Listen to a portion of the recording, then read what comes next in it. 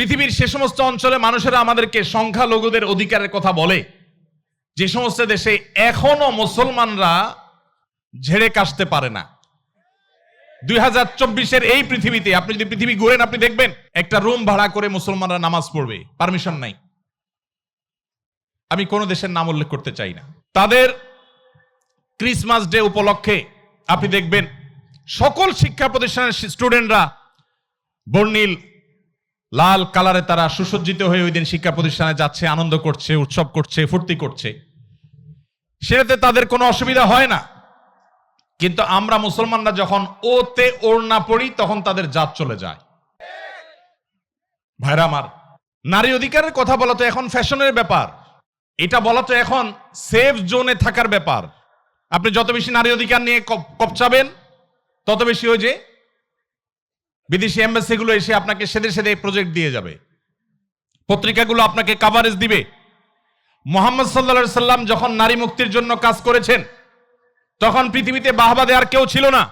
গোটা সমাজের বিপরীতে একা দাঁড়িয়ে, ওই সমাজের বুকের উপরে দাঁড়িয়ে নারী অধিকারের ওয়াজ করেন নাই, নারী অধিকারকে প্রতিষ্ঠা করে দিয়ে গেছেন। বেলালে হাবশী রাদিয়াল্লাহু তাআলা আনহু ছিলেন বাহিরের মানুষ, মক্কার না, মদিনার না, বাহির থেকে আসা। আবার গায়ের রং ছিল ব্ল্যাক, কালো। আবার ছিলেন কৃতদাস। মক্কার মানুষদের যে ইগো এখনো আছে, আরবিয়ানদের যে ইগো, আর সে আমলে তো আরো বেশি ছিল।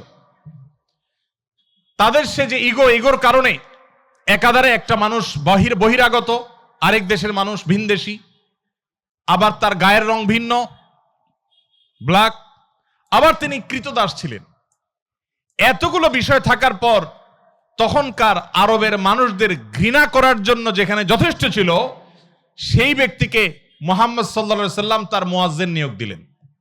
আজ পৃথিবীতে যারা আপনাকে মানবতার সবক দেয়, তাদের দেশে এখনো সাদা আর কালো মারামারি হয়, এখনো তারা বৈষম্যের মধ্যে আছে। মুসলমান আজ তার ইসলাম নিয়ে দ্বিধায় পড়ে গেছে, সন্দিহান হয়ে গেছে। কারণ সে পড়াশোনা করে মুসলমান না, সে ওয়াজ শুনে মুসলমান, সে জন্মসূত্রে মুসলমান, সে মুসলমান বাই চয়েস না, সে পড়াশোনা করে মুসলমান না। আপনারা শিক্ষিত মানুষ, আপনারা জাতির বিবেক, আপনারা আগামীর বাংলাদেশ, আপনারাই আমাদেরকে নতুন বাংলাদেশ উপহার দিয়েছেন, আপনারাই আমাদেরকে স্বপ্ন দেখিয়েছেন। আমি আপনাদেরকে আজ এই সিরাত মাহফিলের মাধ্যমে উদাত্ত আহ্বান রাখতে চাই, আসুন জন্মসূত্রে মুসলমান নয়, ইসলামকে জানার চেষ্টা করি, পড়ার চেষ্টা করি।